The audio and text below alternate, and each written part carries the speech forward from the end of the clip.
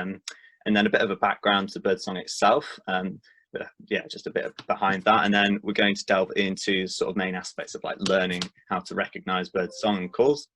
And so I'll touch down on about 10 common species that you'll find, mainly in woodland sort of habitats, because the focus of this partly is partnered with the Celtic Rainforest Project. So we're sort of focusing somewhat on woodland species. And then we'll have a bit of an interactive learning activity if we've got and then also some tips of like how you can get out and record birdsong and sounds yourself. So I won't natter on any longer with that. We'll just delve straight in. Just briefly, yeah, so hello, first of all, my name is Ben Porter. I'm a young naturalist, wildlife photographer, conservationist, and the like from North Wales. I grew up on this little island here called Birdsong Island, or Ynys Enlli in Welsh. From the age of 10, I was there till just a couple of years ago now. My family and I moved there to run the farm on the island, which is a sort of conservation grazing sort of setup. It's an amazing place, and I am so incredibly privileged to have grown up there and virtually learn all I now know really about the natural world, photography and everything there. That was my sort of playground, as it were. And I sort of received an immense amount of mentoring and guidance from the likes of like Bardsey Bird and Field Observatory and the staff there, and all sorts of interesting people who come onto the island. And yeah, incredibly privileged for that. So if you do ever get the chance, please do get over to Bardsey once all this is passed over. Obviously, it's a bit of a tricky time to go to islands amidst what we're in at the moment. So yeah, it's just a brief background. As Richard said, I'm quite a keen photographer. I have quite a lot of my work on my website. I do put up some stuff on Instagram as well. Let me know if you want the links to that at the end. So birdsong, why birdsong? When I was approached to, potential of giving some webinars or workshops for Covnod, it was one of the first things that came to my mind in many ways, because particularly after this spring, I don't know how many of you have experienced this as well, but I know particularly for those in urban areas, it's been so striking during lockdown this year to have the utter silence and the lack of traffic and general background noise, and being able to hear birds where you might not have been able to before. It might not be quite as big a contrast but it's been an immense sort of noticeable aspect this spring to be able to hear birds singing and calling around us, particularly because lockdown was right through the sort of the biggest time for birdsong, in spring of April, May, when the dawn chorus is at its loudest. And so I thought it would be quite a relevant thing to feature, because I know many people might have been exposed to it for the first time or really appreciated this spring. But beyond being able to appreciate it and connecting with nature, it is also really great to be able to identify what you're hearing. I know time and time again, people are always, trying to get to grips with what they're hearing around them, and it can be quite frustrating because you can hear loads of different things, and it's really hard to try and pin down exactly what you're listening to.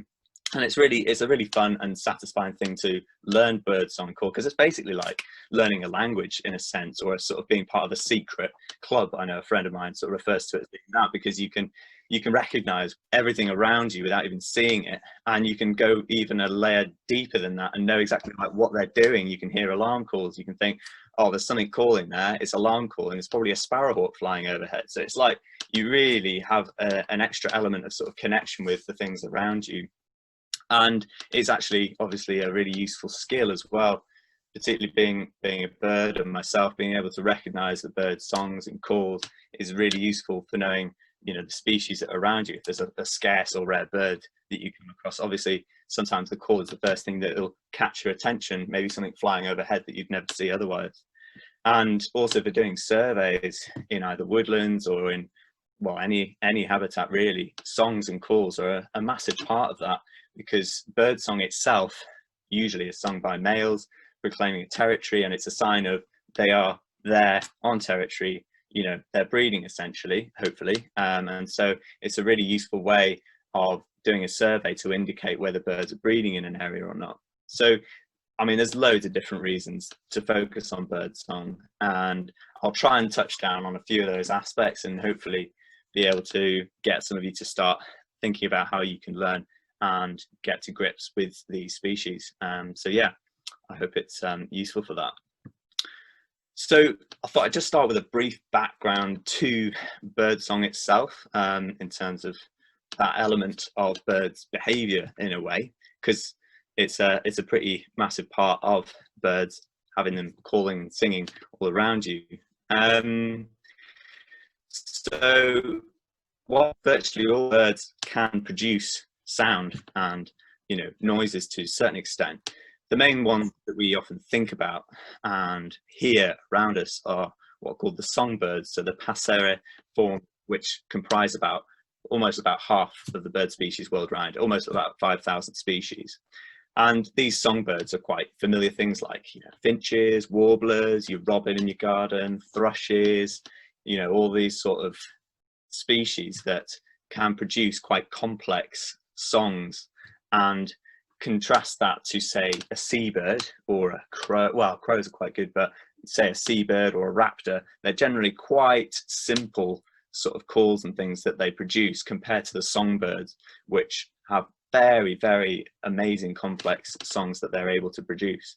And a lot of this comes down to the actual anatomy of birds, and how they're able to do this. And it's down to a feature in their trachea called the syrinx, which is a slightly different form of what we have. We have the larynx, and it's a bit more of a complex organ that allows birds to produce these complex noises, and it's situated where the trachea branches and is able to influence two different air streams at once, and so you can have different sounds going on in parallel at the same time.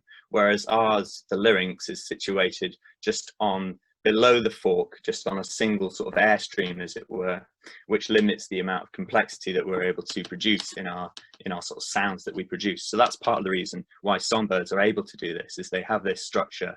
A lot of other birds don't actually have the same sort of complexity of this structure, which enables them to do so. And in terms of the sort of use of birdsong, I'm sure a lot of you know already, you know, for instance, why song is important for birds. Just taking a step back, we're focusing primarily on song at this point. We'll get into the sort of differences between songs and calls a little bit later, but birdsong in itself has several different sort of uses, but they're quite specific. So generally, birds sing to defend a territory, to attract a mate, and essentially advertise their fitness. Basically, a male saying, you know, look how amazing, how fit I am. You know, you want to mate with me. I want to. You want my genes. Essentially, you know, it's interested in passing on its genes to the next generation, and by being able to produce this song, it's attracting a mate, and it's defending usually it's defending an area that is its territory. So it can say, you know, look, I've got a territory. I've got great genes. You know, come and mate with me, and pass on the genes to their offspring. That's the sort of main uses of song. But it's worth noting here, actually, and it's quite interesting, not many people might know this, is that actually female birds do possess the ability to sing, and sometimes quite similarly in terms of the complexity of their songs that they can produce. There's about, I can't remember exactly the figure, it's not anywhere near as many as primarily male song, but there's somewhere in the region of at least 600 different songbird species where females can produce as complex a song as males. And it's a bit of a neglected area of research, actually.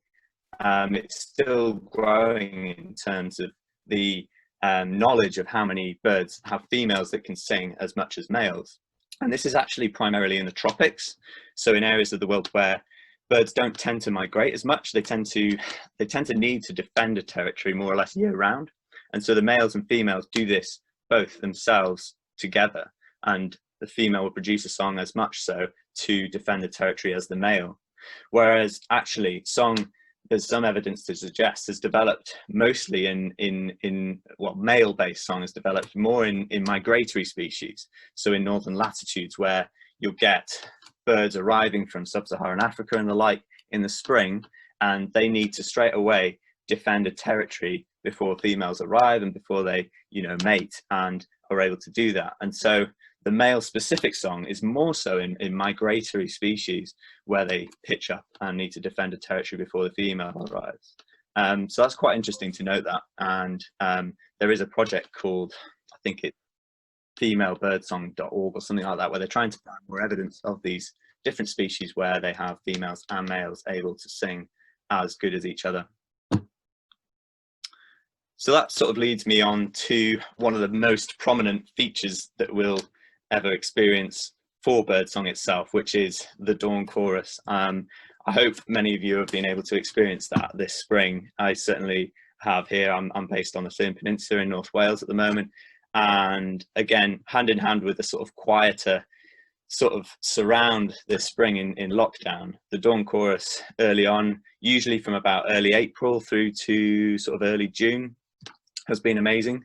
And it's been so loud. You know, it usually starts about half an hour, maybe an hour before sunrise. And, you know, it's a slow building on layers and layers of birdsong as the different sort of species almost like wake up and join this amazing sort of phenomena, really.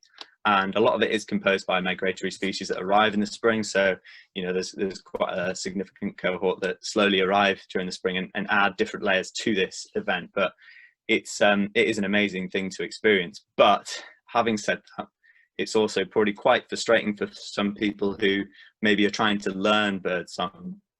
If you go out in the early mornings, you might hear a couple initially, and then it's just a cacophony of birds' song and sounds, and trying to tease apart the species that are, you know, within that can be really difficult if you haven't got that much experience with it. But the dawn chorus phenomenon itself, you know, a lot of people ask, well, why is there the dawn chorus? Why do birds tend to sing early in the mornings? And there's a few different theories and a few different sort of accepted reasons behind this, I guess, in a way. One of them is, again, going back to that sort of male advertisement of fitness. It's basically because, you know, nights are often, you know, they're quite long, they're not able to feed, and they can be quite cold. Males getting up in the morning, it's almost like a sort of saying, like, I've survived the night, you know, I'm really fit, I'm able to go this long without having food, and now I'm singing and producing this song. It's like a real defense of that territory, and an advertisement to say, you know, look at me, I'm really worth mating with to breed. That's one element. And the second is actually more to do with the mechanics of, maybe not mechanics, but the sort of the elements of birdsong being able to pass through the sort of air in the early morning and quite still. It's often quite cold, and actually the sound can travel, I think it's up to about 10 times further in early mornings compared to when there's more heat and sort of disturbance around in the air later on in the day.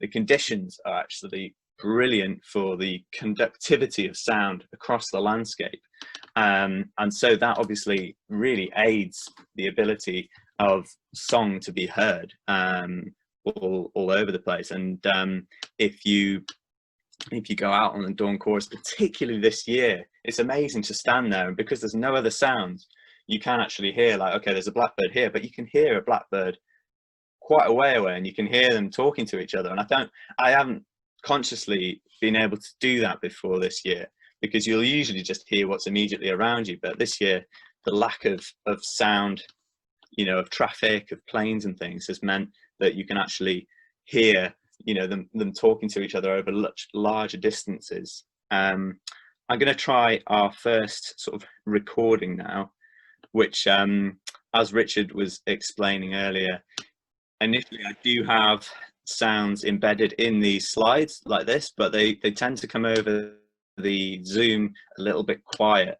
And so all of you will have access to these slides and can go back and play these songs yourselves on your laptops. But I'm going to try playing it off my iPhone over the mic of the laptop. So hopefully this is going to work okay. It might come across a little bit weird, but fingers crossed that the tech will work out. I'll just play this. This is just a bit of dawn chorus sort of recording, which I recorded here on the Llŷn Peninsula outside my home earlier this year during lockdown.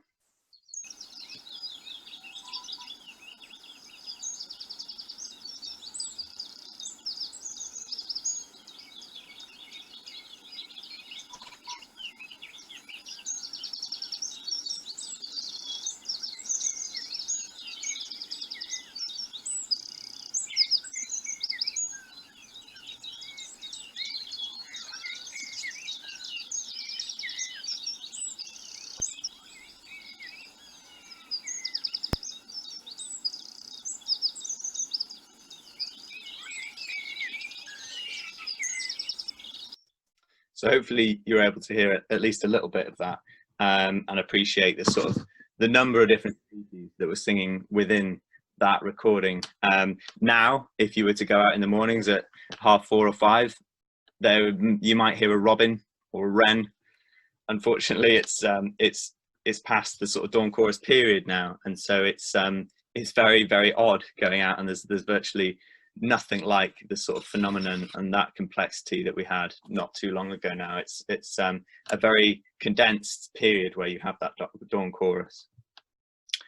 So I was going to briefly touch on songs versus calls at this point before we go to the sort of like the learning elements and going in a few different species that we can learn.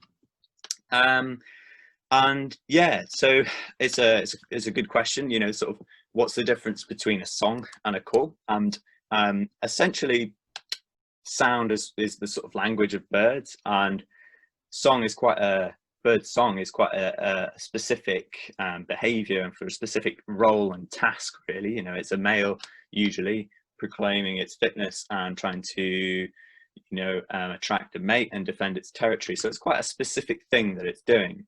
Now, calls are a whole, there's so many different calls that birds use. It's much more like short communication between birds, and there's loads of different functions that this serves. They're generally much shorter and quite just short to the point sort of things, compared to songs, which are obviously a lot more complex and really taking loads of different notes and pitches and, you know, sort of volume as well. Calls can be very, very short and often like quite piercing, and I just briefly wanted to touch on a handful of the sort of roles that they serve. So warning calls is quite a common one. I do have a recording to play here, which is of a wren alarm call. So these are often given when a bird sees a predator or a threat of some sort, and it's alerting those others of the same species and others around them of a threat, because sometimes if it sends out an alarm call and other species nearby here and they also alarm call, it basically means the predator's been seen, its attempt to catch something is much more thwarted.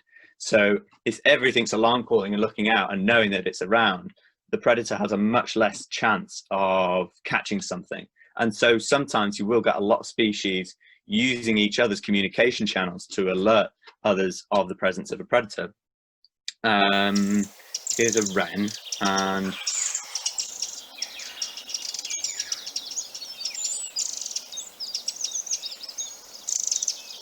you can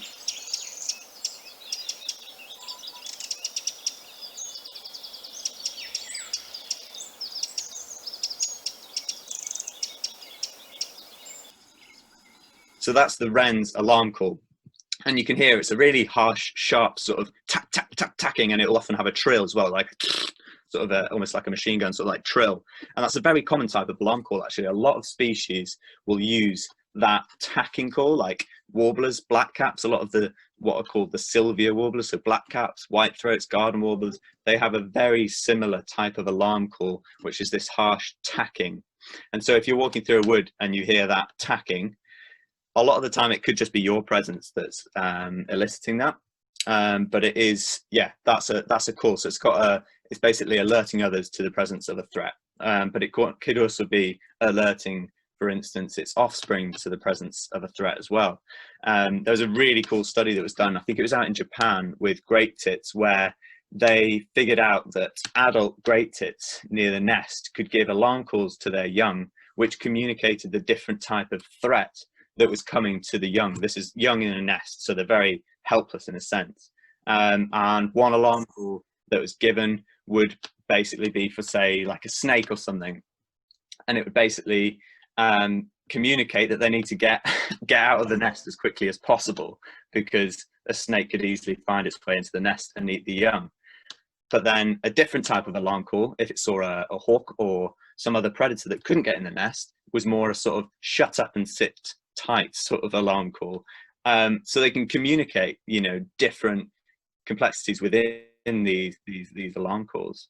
Begging calls is a very common one. I'm sure I don't need to explain too much about that. Young in the nest, often a really high pitched sort of high pitched calls that are given at like quick succession, and that's usually basically asking for food, just being for food.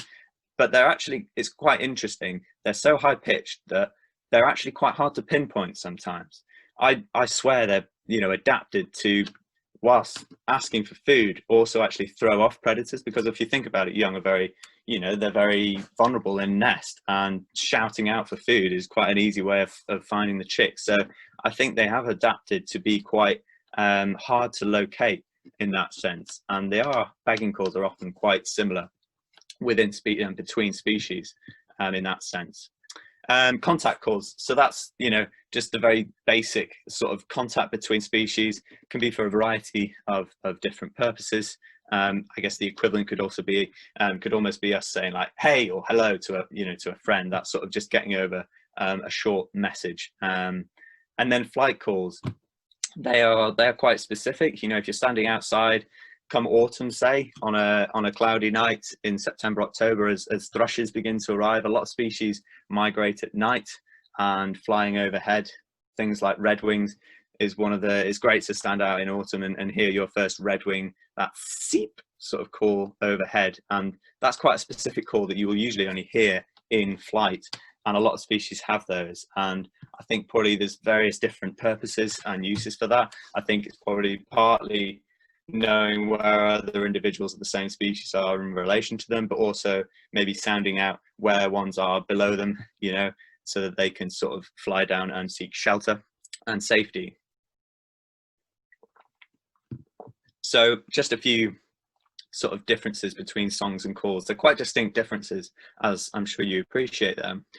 I should probably say, as Richard said earlier, if you have any questions as we're going along, feel free to put them in the chat or make a note of them, and we'll try and address them at the end if we're doing good for time. I might answer some of them as we. Yeah, that's the wren alarm call. Right, I'll just move this. So the next section, I thought I would sort of touch on a bit about like how's best to learn, really, what the best sort of techniques and things are, and we'll go into a bit of detail into 10 different species and try and give a bit of an overview as to how you can practice some of these techniques with those species. I guess I never really appreciated how much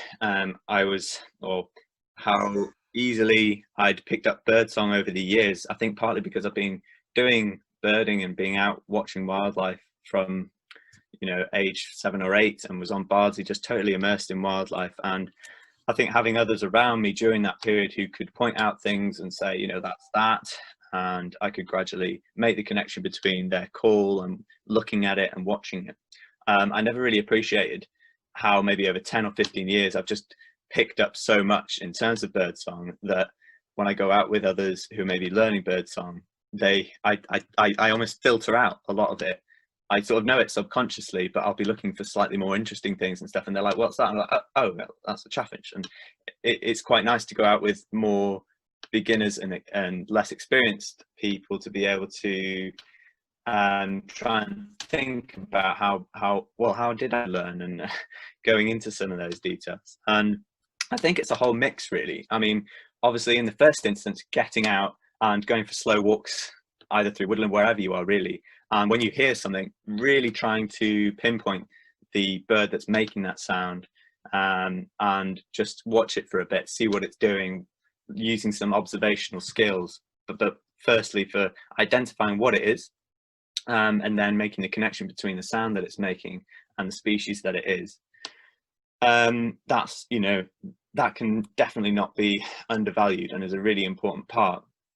And I often take a notebook with me when I'm out bird watching, and that's a really, really useful tool to be able to be out there, and just for any naturalist, really, but for sketching down sort of what you see in terms of like the bird itself, but also making a note of trying to write down the sort of call, or song that you to write and what that sounds like is really helpful just for when you get back to the house or whatever, you look in a bird book or try to look up a recording. Unless you've actually taken a recording on your phone, which is increasingly easy these days, a notebook is just sort of the old school version of that in a way, isn't it? And just trying to note down maybe like the habitat, what sort of time of day it was, the various different characters of the song itself is really important and is a really valuable tool. And trying to write down mnemonics as well. I mean, chiff chaff is the absolute classic, you know, where you don't really, you know, I think we probably all learned that from our earliest days, you know, how to recognize that. And it's a really useful song, and so simple and so easy to remember. But there are other things as well where it can help to memorize what that song sounded like so you can hear it next time. And as I briefly said just then, well, smartphones generally are a really useful tool now. So if you're out and about walking, you can either and you hear something, you can use your smartphone either to just press like the voice memo sort of like app or function on your phone and try and get a recording of it, or you can sort of do a voice message to yourself or a friend which has got that call on it. I've received a lot of that sort of thing this spring from various people, which has been great. It'll be like, or just even a video actually that obviously captures the audio as well. I've received so many different videos of like, what's this calling here, and you just about hear it. But it's great, and I think that's a really good way as well. That tends to be a little bit more, I think it sticks more if you're able to identify it yourself and really observe and be there and listen to it and remember it. Sometimes I find that using a phone or even a camera and stuff disconnects it a little bit and doesn't allow you to really memorize it. But those are a few of the ways. And obviously what we haven't been able to do this spring, and what would have been the most useful in this sort of course would be getting out there with others who know birdsong and sounds and going for a walk and just slowly walking along. And to be honest, I think that's one of the best things if you're trying to learn birdsong, is going out with others who know and just going for a little walk, sort of seeing what comes along as you're going along.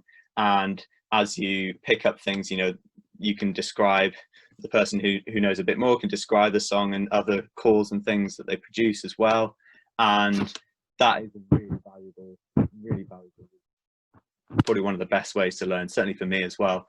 That was one of the most useful resources that I had to hand when I was trying to learn, which is obviously been a little bit tricky this spring, but hopefully over the next few months it will be a bit easier to meet up with others and go on socially distanced, you know, walks and wildlife wonders. And obviously it's starting to quieten down a bit on the front now, but there's still plenty to listen and learn out there. So I wanted to just feature a few species to walk through some of the songs and calls, just to give you a bit of an idea. Well, firstly, some common species that you can learn and make a bit of an effort to try and memorize yourself, but also as we go through these, try and think about how maybe you would write down the song or describe it, or how you could memorize it, and particularly paying attention to sort of any patterns and rhythms in the songs. You know, some species will have very set songs that don't differ much at all, and they'll produce them and then it's just the same each time, whereas other species are far more just go for it and produce a whole plethora of different things within the song, and it can change massively from individual to individual, but they might still have the same general structure that allows you to identify that species. That's where it does start getting a bit complex in learning birdsong. I've been out with a friend when I was in Mid Wales last year, and every time we went out for a walk we'd hear a nuthatch, and they have about 4 or 5 different song slash calls that they produce, and every time we went out it seemed it would produce a different sort of song or call, and I knew the general type that they produced. And so when my friend said, oh, what's that? It's like nuthatch. It just became a bit of a running joke. It's like, what's that? It's like a really weird song. That must be the nuthatch. It's just doing its thing. So yeah, it's just a matter of building up slowly. Learning a few of the common species around you is a great first step, and you'll gradually build up the layers that will enable you to learn others. So we'll see how this technology works. As we said before, we do have these specifically this set of slides. We've sent these out to you all, and each slide has this sort of audio file embedded in it, so you can click play and listen to it whenever you want yourself in that presentation. But we found that this came through the through Zoom very quiet, so I'm going to try and play them from my phone over the audio, and hopefully you'll at least gain something of an appreciation for them, even if it's a little bit quiet. But please do put in the chat or whatever if you wanted to hear another one of these species again or something at the end. Yeah, do let us know, and we'll do our best. So I'm going to start with the blackbird, a very common species across the UK, and one that to me has got one of the most beautiful songs, I think. It's absolutely awesome, and it's often one of the first ones that starts up in the early morning or in the evenings, and we'll still be having them actually over summer and autumn when a lot of other species have stopped. So I'm going to go ahead and play this, and pay a particular note to the pause in between the song. That's just as important as the song itself, is the length of the pause in between the flurries of song itself.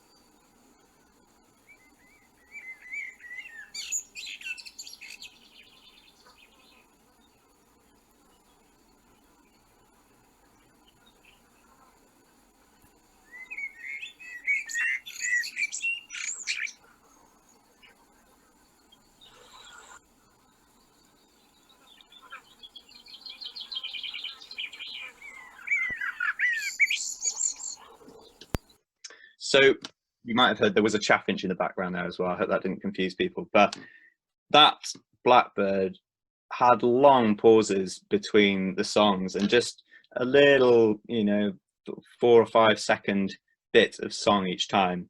And it's a really slow, melodic sort of whistling. It doesn't seem at all rushed or in a hurry. I've heard some people describe it like an old man whistling. It's quite just fluid, dynamic, and sort of all over the place in many ways. And it's often given either at dusk or at dawn, and it's got those really pure sounding notes, and it'll incorporate lots of little jazzy bits into it as well. It'll often incorporate things that it hears, or it'll have local dialects varying across local areas and across the country as well. When we were on Bardsey, a blackbird that overwintered at our house and used to feed on our dog food outside, was in very closely to where our phone rang, and it obviously had memorized and picked up this phone ringtone over the winter. So in the spring it started incorporating a phone ringing into its song, and so we were out in the fields doing lambing or sheep work or something. You hear the phone ringing, and it was the flipping blackbird that had memorized our phone ringing almost exactly. And so they're able to do that as well. So they do incorporate mimicry into their songs, but it's got that really slow sort of rhythm and a really long gaps sometimes in between those sort of periods of song. Quite similar to this in some ways is the robin, and I know it's a really common species, and hopefully a lot of people are familiar with this, but I'll play some snippets of song anyway. And this can sound in some ways quite similar to the blackbird, so try and pay specific attention to how it might vary or how it's different to blackbirds.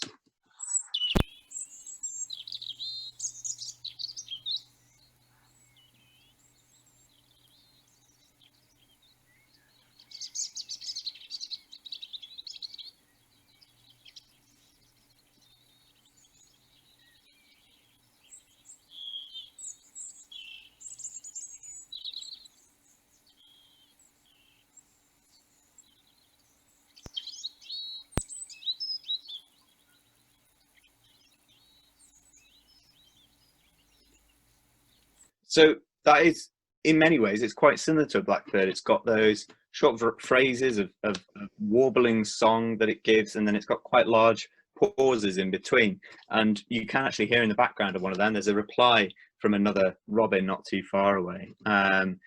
And yes, they're quite slow and melodic again, but they're slightly higher pitched. I don't know if you picked up on that. The blackbird's obviously it's a bigger bird, so it produces a sort of lower pitch of song, but it's that sort of warbling. It has slightly more scratchy notes within the song, I think. And again, you do hear it around about the same time as blackbirds in the evenings and in the mornings, and you will hear this almost throughout the winter. So it's a great one to really memorize during the winter when there's nothing else virtually singing. You can hear the robin and really try and make an effort to learn that, so that when it comes to the spring you can pick it out in amongst the medley of other species.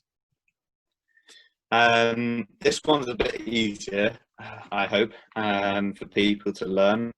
This is its song, the great tit, and this is one that's quite easy to learn with a bit of a mnemonic, however you pronounce that, I can't remember.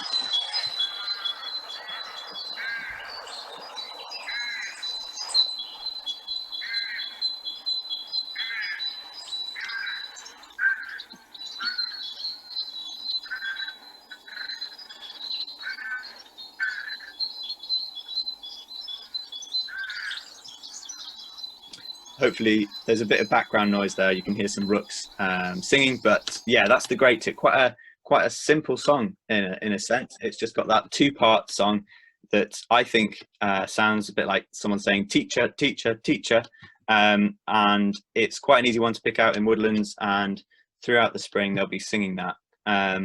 And sometimes they can do the reverse. They'll go teacher, they'll have an upturn at the end, so it's not always the exact same, but pretty much always they'll have that two parts. So it's like so that's quite an easy one to learn. Compared to chiff chaff, it's given a much higher pace, really. Chiff chaffs are usually chiff chaff, chiff chaff, chiff chaff, whereas great tits usually have quite a short, it's like teacher, teacher, teacher. It's given in phrases of maybe 3 or 4 like teachers, if you will, and then there's a pause, whereas chiff chaffs are often just continue singing through their song. Blackcap. This one is quite tricky because you virtually never see blackcaps in woodland habitat. They're very sort of elusive species to get a glimpse of. And so I'll play you a bit of recording here, and you'll be able to hear it's quite a warbling song, a very continuous song. It'll last for quite a long time sometimes, compared to say the blackbird and the robin.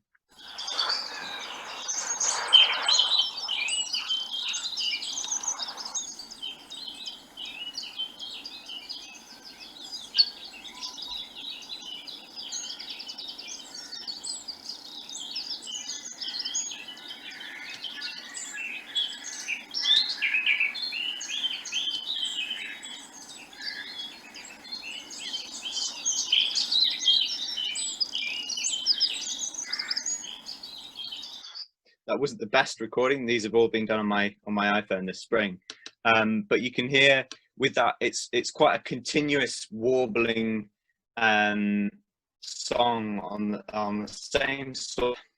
It doesn't vary a huge amount in volume, but it does have explosive elements, and it has really scratchy notes that it incorporates, and it has these flurries of song which will last for 5 to 10 seconds sometimes, and they'll be given from often in a thicket or in sort of like in woodland areas, and it'll be a often quite fast-paced song, quite explosive warbling song that you'll hear. And these are quite similar to the garden warblers, but the main difference is that blackcaps have really scratchy elements to their song, whereas garden warblers have almost completely pure warbling notes in their song. They virtually never have these scratchy phrases. But those two are quite hard to see to work out sometimes, because you virtually never see them. They are difficult. You stood there listening, you might see it skulking around in the trees. So it does need a bit of patience sometimes, that one. This is one of my favourite songbirds, the wren. I'm sure a lot of you probably appreciate this species and maybe have heard and managed to get to grips with their identification. It's one of our commonest species in the UK, of the songbirds. I think the last surveys sort of across the UK, I think there was somewhere in the region of 11 million wrens. So we have plenty of these.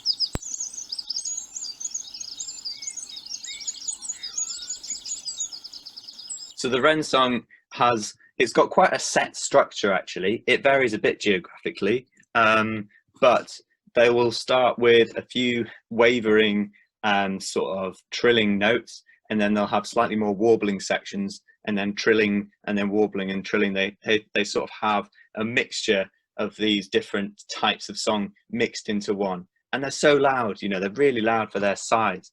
And you can have them in such a range of habitats as well, from woodland through to open heathland and coastal cliffs even, you know, they'll give out their song, and it is a very, very loud song. And it's that mixture of trilling notes and warbling sort of tones that have a very predictable structure when you get to grips with it. So it's a really good one to get to grips with, because obviously it's such a common species. And right now you will actually hear it out and about when you're walking.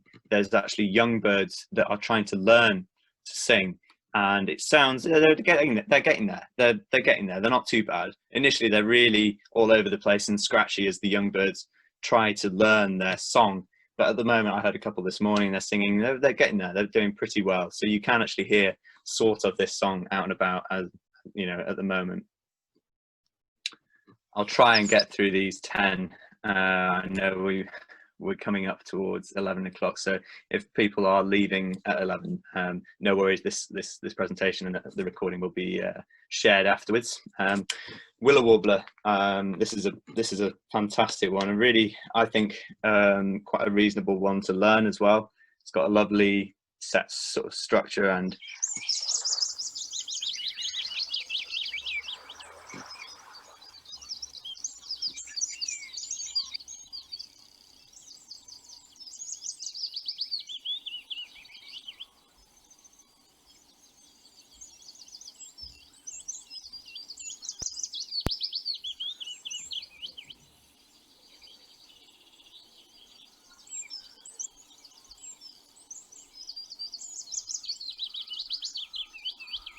so that's the willow warbler.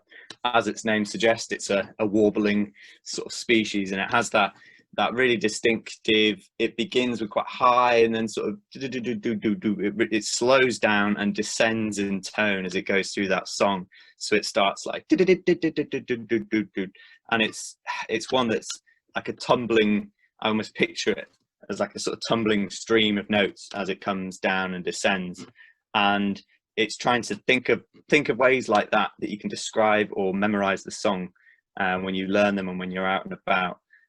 Trying to come up with, I've tried to come up with a few in retrospect. Knowing what they sound like, it's quite hard to sort of think of things that help you to memorize them, but I've tried to come up with a few for these species, and those are some of the ways that I sort of memorize the willow warbler.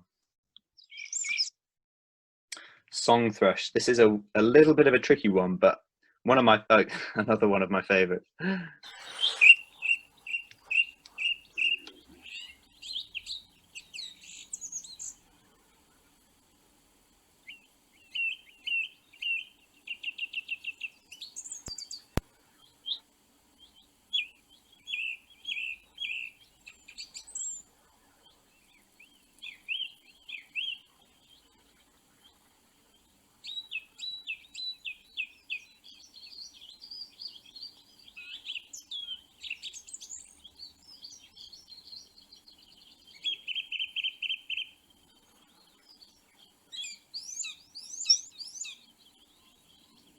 So that's a bit of the song thrush, and it's very different to any of the species I've featured so far. It basically can continue for a long time, and it's very different in structure to any of the birds we've featured so far. It will pick a specific note or phrase and repeat it 4 or 5 times, and then there'll be a pause, and then it will pick another note or phrase and repeat that 4 or 5 times. So you could hear with that, it had sort of fluty notes. It was going like pew, pew, pew, pew, and then there'll be a pause, and it'll be like do-dit, do-dit, do-dit. And basically it'll just carry on like this for a long time. And they'll often give this song out from a really high perch, and it will carry for a long way. So it's a really good song to be able to recognize. And they'll often incorporate mimicry, which makes it even much more difficult. I've heard these things doing chiff chaff, I've heard them mimicking crossbill, I've heard them mimicking so many different species. But the key thing is to recognize that structure, the fact that it repeats them 4 or 5 times, stops, and then does another one. So that's the song thrush. Dunnock. This is often a bit of an overlooked species, actually. And, you know, it'll be just sort of busying about in our hedgerows and things. And obviously, because it's a little bit of a brown, you know, a lot of people might call these little brown jobs. So they probably don't get the recognition they deserve. But their song's quite nice, actually, and it'll often go overlooked.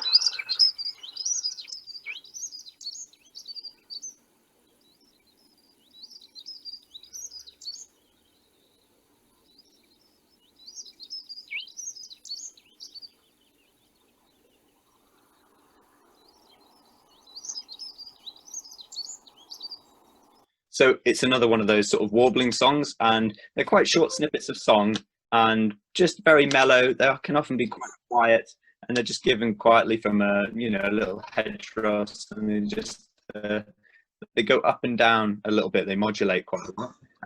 But it's a very sort of quiet, melodic, warbling song.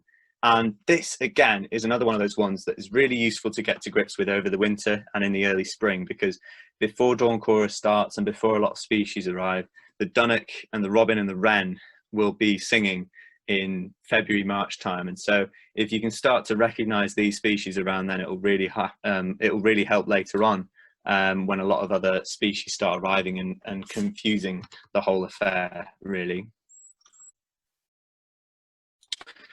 So chaffinch. Let's get this one.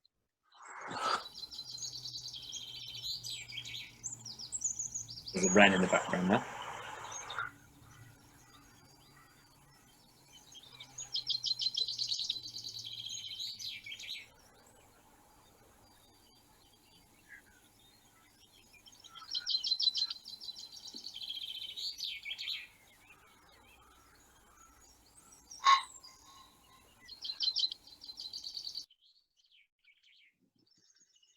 So that's the chaffinch. It's got that sort of cascade. It almost sounds like it's tripping up. It's like and I guess it's that similar sort of descent of notes to a willow warbler, but very different nature of those sort of notes, really. And they don't vary their song much. It's very, very, very similar between individuals all across the country. Chaffinches sound virtually the same anywhere you go. There are some variations, but it's got that quite an obvious sort of structure to that song, and it's like that and it ends with this little flourish like diddle-diddle-doo. It's got that little sort of end to it, which is quite distinctive. So that's another really good one to learn. I'm aware it's now 11 o'clock, so I should be able to finish in the next probably 5 or 10 minutes, if that's all right, Richard, and then we'll have hopefully still some time for questions.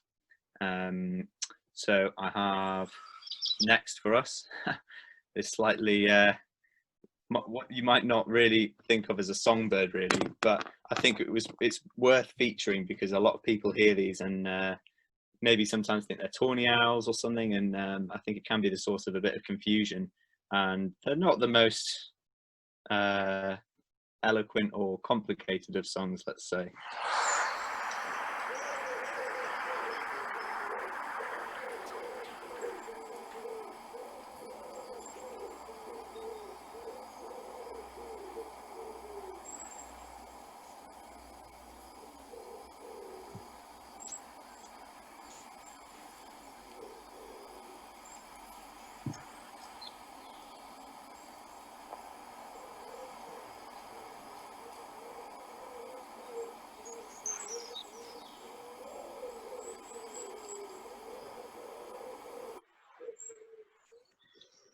yeah, so that's the wood pigeon. I'm aware that wasn't the best of recordings. There was quite a lot of background noise there. Sorry about that.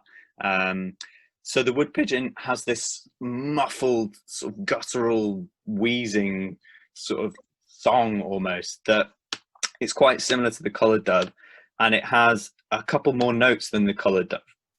So one person sort of likened it to them saying, "I'm not that boring. I'm not that boring," and that's quite a useful way of remembering the song. It's got those sort of 1, 2, 3, 4, 5. It's almost like 5 different sort of notes to their song, and it's quite a useful way of remembering, because the collared dove sounds a bit more like a sort of football fan sort of chanting "United, United," and it's got sort of 3 notes, and it will almost always do that. So the collared dove goes do do do do do do, whereas the wood pigeon's just got that 2 extra notes and a slightly different structure to its song. So that was the sort of 10 common species that I had to focus on. But I also wanted to just briefly play a recording of this special woodland dweller called the wood warbler, which some of you may have been lucky enough to see. They are a species that breed all across Wales, and are particularly relevant to the Celtic Rainforest Project, because a huge proportion of their population breed in these western oak woodlands across a lot of Western Wales and the west of the UK. And we're lucky to have some big, really good populations in areas like the Mawddach estuary and around Machynlleth and the Dyfi as well, in places like that. And because of the nature of where they exist, in the woodland, the song is most often one of the first things you'll hear of them, and they've got a beautiful song.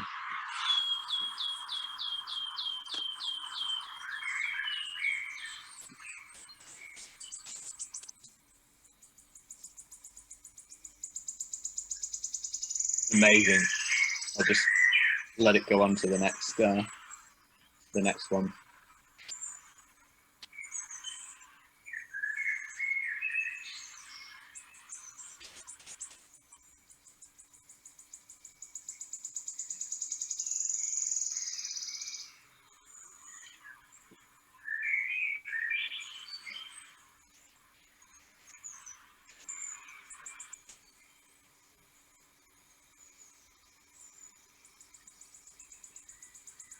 So they've got this incredible song where it starts out with, it's like chip, chip, chip, chip sort of notes, and it'll start really slow, like chip, chip, chip, chip, chip, chip, chip, and then it goes so fast that it merges into this trill, and it ends in this flurry of intense, shortly spaced notes.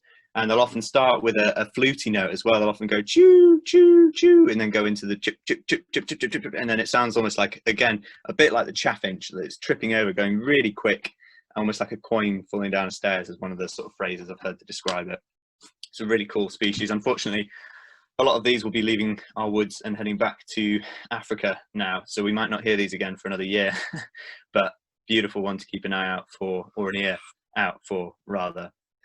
I was going to attempt a bit of an interactive learning activity at this point, but we are running a bit short on time. So what I'm going to do is just describe what we would have done, and encourage a lot of you to go away and try this for yourself. It's just another method of trying to visualize and memorize the bird song, essentially. And it's one way, it's called the sound map, essentially. So you could use your notebook, you could use a piece of A4, but essentially, if you get the chance, I just encourage you to just go sit somewhere where you do have some birds singing, and just be quiet and just sit there for however long you've got, 10 minutes, 20 minutes, whatever, and just tune into what's around you, and just listen to what there is.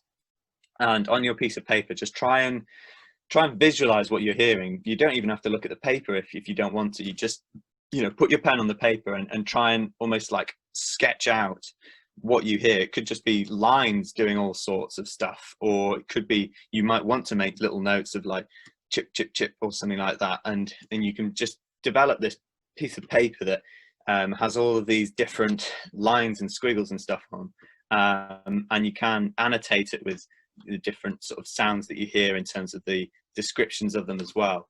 And these sound maps, they can be great fun just to do and make anyway, but they can also be really useful.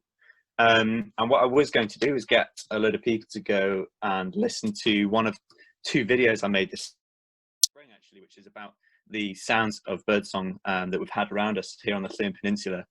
And what I'm going to do instead is I'm going to post the links to both of these videos in the chat, and maybe we can send them out through an email and people can go away and listen to these videos, because basically what I did, I've been doing a lot of recording of birdsong this spring, and I decided to make a couple of videos about the birdsong, just with landscape videos of the habitat that you hear them in, and then overlaying the sound of the birdsong, about 30 seconds or 20 seconds for each one, and it has the species name of what's singing as well. So actually, if you go away and want to have a listen to those, it's probably quite a good learning resource, but also a great way of using these sound maps if you want to, but you don't have to. So I'll post the links in there at the end, and also maybe through email.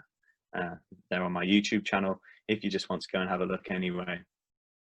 So I just want to finish briefly with recording birdsong. I touched on it briefly earlier in the webinar, just saying that one of the ways that you can try and learn birdsong is by going out there with your smartphone and trying to get short recordings, be that a video or on some form of voice memo sort of thing on your iPhone or smartphone rather.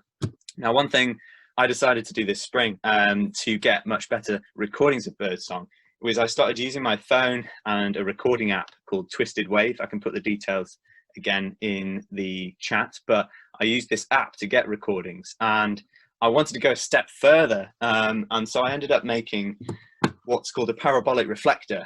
And basically this thing works by just concentrating the sound into the center where I had my phone. I fasten it between this bungee cord right in the center there, and the recording mic on my phone is here, so it sits in the center, and the sound is sort of concentrated into the center here. And this is just a plant pot that I saw lying around, and I've put a handle on the back, and it's absolutely brilliant. I have my headphone jack cable coming out of the back here, and I can just listen to what it's recording, and that's how I've got a lot of the recordings that I've shared with you today.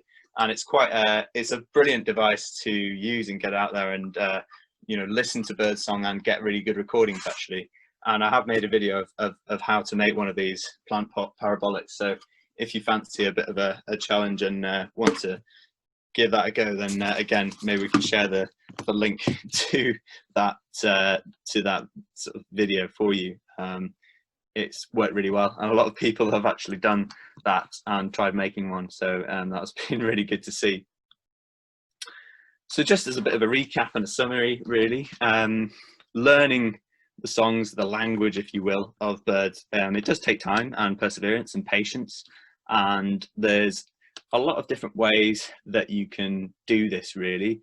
Going out with others is a big help, but also just going out yourself, being observant, trying to look at the species, make a note of, you know, what you're hearing, trying to describe it, trying to use your phone to take recordings and send that to people who know a bit more maybe. There's a lot of different ways that you can try and learn. And I would make a note here that, you know, don't stress out about it sometimes as well. If you just want to enjoy it for what it is, you know, just sit back and just listen, go out at 4:30 in the morning and, you know, in the dawn chorus, just sit by a tree and listen to the dawn chorus itself, because it is an incredible experience. And I couldn't recommend it enough. It's worth saying that it's good to start learning birdsong if you are going to, like, in early spring. It's quite a good time. Late winter, when sort of some of the first species are beginning, and then it gets easier when it gets a lot more busy in terms of the number of bird species that are around, to pick out those commoner species that you learned earlier. So that, like we were saying, the wren, the dunnock, the robin, blackbird, get to grips with those over the winter, and then come spring you'll be in a much better place for learning the other species that turn up. Share your learnings and enthusiasm and what you find with others around you. You know, there's during lockdown, you know, things like this webinar online, you know, there's so many different platforms for sort of sharing these things now, Facebook groups, whatever. I've been doing weekly birdsong sort of recording sessions on a Saturday morning on my Instagram page all the way since April, and have a whole series of these where I've been going out in the mornings trying to record birdsong and sharing them with everyone so they can try and learn. So there's loads of different ways, and don't be afraid to ask questions, because there aren't any stupid questions. There are a few resources here that you can use. There's an RSPB page for birdsong, which is really good. It's got all the different species and little recordings and some bit like I did for those slides. The Dawn Chorus Initiative, that's got recordings all across the world. This was done this spring, where they got people to send in little smartphone recordings of their Dawn Chorus. It's mapped all across the world. It's really cool. Tweet of the Day on Radio 4 is great. Every morning, 2 minutes to 6. They have a 2-minute thing on a different bird song or call every day. That's quite fun. It's great. BritishBirdsong.uk is another thing. Again, this will all be in the slides that we send out for people to use, so you can come back to these at any point.